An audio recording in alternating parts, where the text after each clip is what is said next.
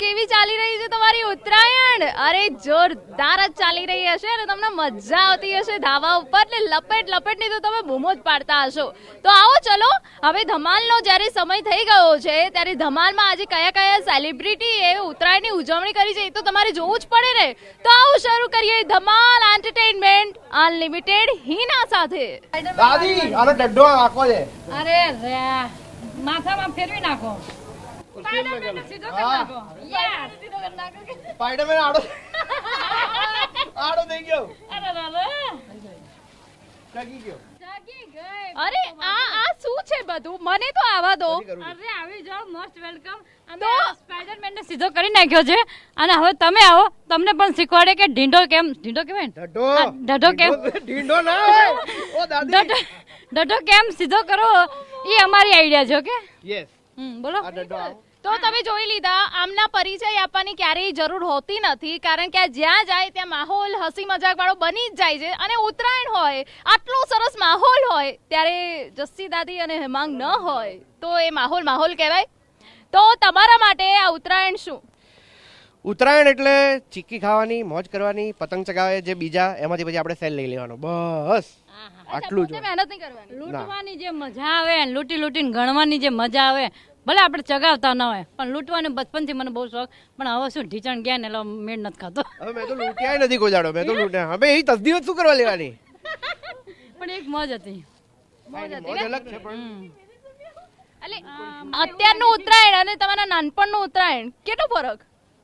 નાનપણની ઉત્તરાયણમાં હું વધારે પડતી ઉત્તરાયણ મારા દાદા સાથે અને મારા કાકા સાથે કરતો કારણ કે મારા પપ્પાને ઓછો શોખ હતો. એટલે મારા દાદા અમે લોકો 6 વાગ્યાથી ધાબા ઉપર ચડી જતા અને મારા દાદા મારા માટે પેલી પૂંછડીવાળા લાંબી પૂંછડીઓ બનાવે, રાત્રે બેસીને ટંકશાળ જઈએ, ટંકશાળથી પતંગ ફિરકી બધું આવે, જાતે રંગાવા જઈએ અમે લોકો અને ઊભા રંગાઈએ દોરી ત્યાં અને એકદમ જોરદાર માંજો તૈયાર થાય અને પછી એ પતંગ ચગાવવાની જે મજા આવતી હતી. અને પહેલાં તો અમે લોકો બંગલામાં રહેતા હતા અને ઉસ્માનપુરામાં તો ખાસા પતંગ ચગતા હતા પહેલાં. હવે માહોલ બહુ ઠંડો થઈ ગયો છે. જે અમે નાનપણમાં જે ઉત્તરાયણ કરી છે એના કરતાં તો લગભગ 70% ઓછા ચગે છે અત્યારે પતંગ. દાદી તમારા માટે? માતર હું જ્યારે નાની હતી ને ત્યારે અમે માતર હતા. માતરની પોળ એટલે આપણા જે અમદાવાદની પોળ છે ને એવી પોળો હતી બધી. પણ પતંગ લૂંટવાની જે પવન આવતો હતો અને મારો ભાઈ નાનો અજીત છે ને એના માટે લૂંટીને જે મને મોજ આવતી હતી ને એટલે મને ચગાવવામાં જોવામાં નથી આવતી પણ બહુ મોજ કરીને ઉત્તરાયણ એટલે હું 3 દિવસ એડવાન્સમાં લૂંટતી હતી ભાઈ માટે. એ ભાઈ માટે મેં બહુ લૂંટી છે પતંગ. મારો ભાઈ મારા માટે બી એક લૂંટી આપજો પતંગ. બા તો કયા ધાબેથી લૂંટવી છે કહો? કયા ધાબેથી લૂંટવી છે? ઈઝીલી મળી જશે ત્યાંથી. અને જાનકી ઉત્તરાયણ વિશે એટલું સરસ લખ્યું છે. જસીકી જાનકી મારી દીકરી છે અને એ બહુ સરસ લખ્યું છે. મને બોલતા નહીં આવડે. એક મિનિટ તમારી વચ્ચે આવી જાઓ હે ને. પ્લીઝ. અચ્છા શું લખ્યું છે તમે ઉત્તરાયણ? કે આજે વાયરાની વાત થાય છે, લોકો એમ કહે છે કે ધીરે ધીરે હવે પવન નથી, તો જૂના દિવસો આપણે યાદ કરીએ તો 4 લાઈન એવી લખી છે કે મેં એને સમજાવ્યું કે મેં એને કીધું તું કે આડંબરે આડો ના હાલ. મેં એને કીધું તું કે આડંબરે આડો ના હાલ. એણે સાંભળ્યું પણ મારું માયનો નહીં. અને એની વાતોમાં તો વટ અને વાલપ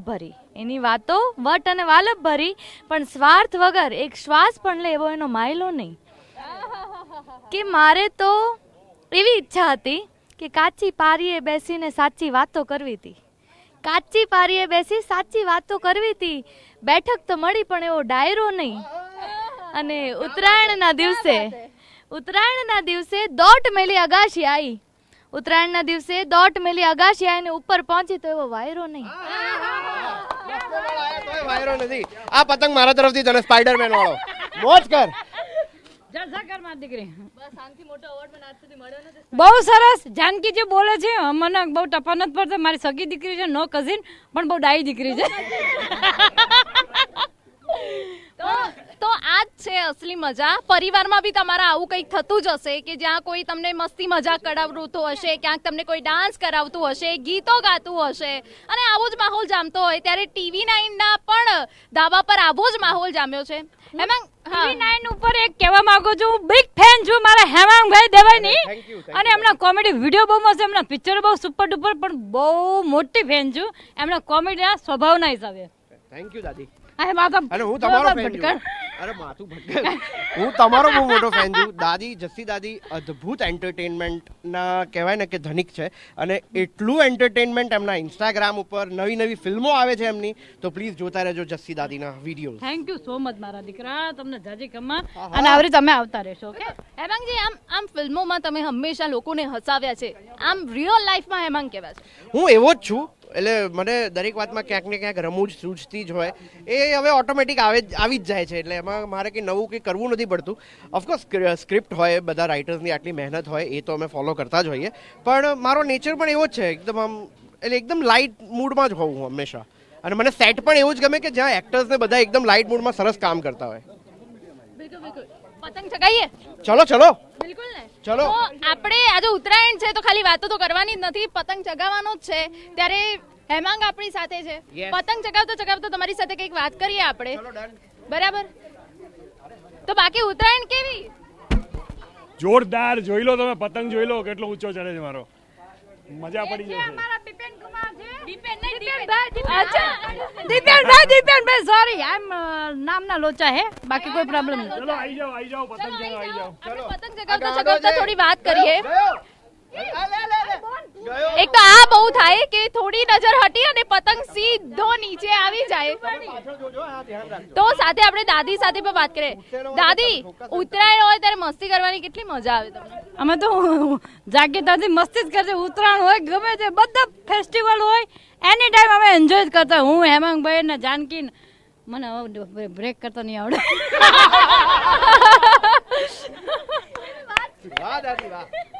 એટલે આવું છે, મને બ્રેક મારતા આવડતું જ નથી, એટલા માટે હું ગાડી નથી શીખતી બેટા. જો ગાડી શીખીશ તો મને બ્રેક મારતા નહીં આવડે. તો પછી શું કરવાનું? કઈ નહીં, એટલે શીખતી જ નથી હું. શીખીશ તો પ્રોબ્લેમ બીજાને થાય, મને નહીં થાય.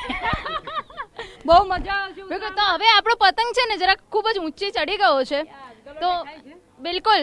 તો આ પતંગ હવે તમે હાથમાં લઈ લો અને એ સાથે સાથે અમારી સાથે વાત કરો કે કેટલી મજા આવે તમને આ પતંગ ચગાવવામાં. લાલ દોરી જે છે આજે. બિલકુલ.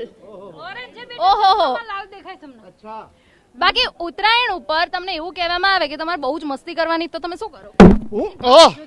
જોજે, બસ જો આવું બધું થાય, બહુ મસ્તી કરવા જઈએ ને તો આ પતંગ ગાડો છે.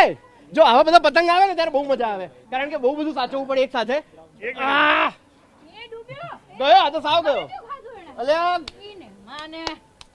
બહુ તકલીફ છે ભાઈ. અમે એકબીજાના ધાબા પર મમરાની ચીક્કીઓ મારતા હતા. બહુ મજા આવે અને કોઈને ખબર જ ના પડે. હા, કોઈને ખબર જ ના પડે કે આ ક્યાંથી આવી. પછી નાની મોટી બબાલો થાય ને એવું બધું બહુ થાય. તો પછી ક્યારેક તમારા મમ્મી એવું ના કે આ શું છે, મેં બનાવ્યું છે તમને ખાવા? મમ્મી લોકો તો બધું નીચે રસોડામાં ને બધામાં જ હોય. પપ્પા લડે કોક વાર, પણ પપ્પા બી એવા તોફાની જતા, એટલે બહુ વાંધો નતો. અને મારા દાદા ચગાવતા હોય કે મારા કાકા ચગાવતા હોય ને, તો પાછળ ફિરકી મેં પકડી હોય તો આગળથી કાતરથી બધી કાપી નાખું, એટલે ગયો બહાર દોરીમાં પતંગ જાય. એવી બધી મસ્તીઓ બહુ કરતા હતા અમે. દાદી, તમારી શું યાદો છે? મારી તો એવી બધી યાદો છે ને કે પતંગો જે કલરફુલ બહુ જોઈએ ને આખા દિવસમાં, પછી મને સપનામાં બધું લાલ પતંગો કલર દેખાય ચશ્મામાં. અરે ચશ્મા નતા ત્યારે ટાણે આંખોમાં દેખાય. મારે બોલવામાં બહુ લોચા પડે, માફ કરજો, પણ શબ્દ ભૂલી જાઉં છું.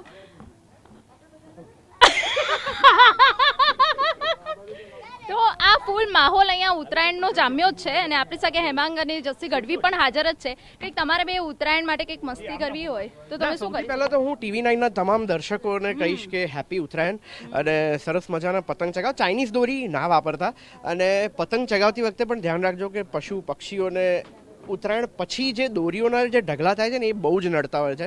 પક્ષીઓ તો ઘણા બધા બિચારા ઇન્જર્ડ થતા હોય છે અને મરી પણ જતા હોય છે. તો હેલ્પલાઇન નંબર્સ જે બી તમારી આજુબાજુના હોય તો એનાથી સંપર્ક કરીને એમનો જીવ બચાવવાનો આપણે બધા પ્રયત્ન કરીએ.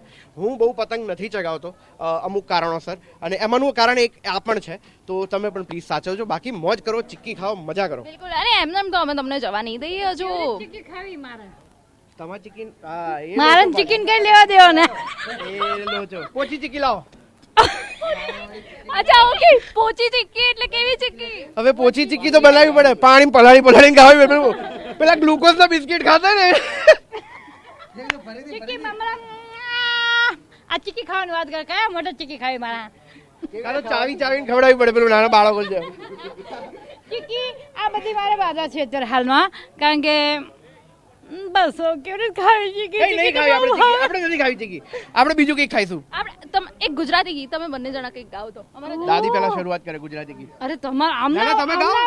તું પહેલા ગાઓ તો ખરા પણ તમે પહેલા. રિયલી બહુ મસ્ત હેમાંગભાઈ ગાય છે આજે અમને સાંભળવાના છે અને નંબર 1 અવાજ છે મારા દીકરા તમે પહેલા કંઈક ગાઓ તો ખરા, પછી હું લલકારીશ પછી. ઉડી ઉડી જાય પતંગ ઉડી ઉડી જાય વાહ વાહ વાહ, ક્યા બાત હે. તો હવે થેન્ક યુ. તમારા અંદાજમાં એક વખત ઉત્તરાયણની શુભકામના થઈ જાય મકર સંક્રમ મકર સંક્રમ મકર ઉત્તરાયણ કહી દો ને, મકર ઉત્તરાયણ કહી દો. હેપી ઉત્તરાયણ બધાને અને બહુ જ ધ્યાન રાખજો પછી પક્ષી કહેવાય ને પશુ પક્ષીઓ બા.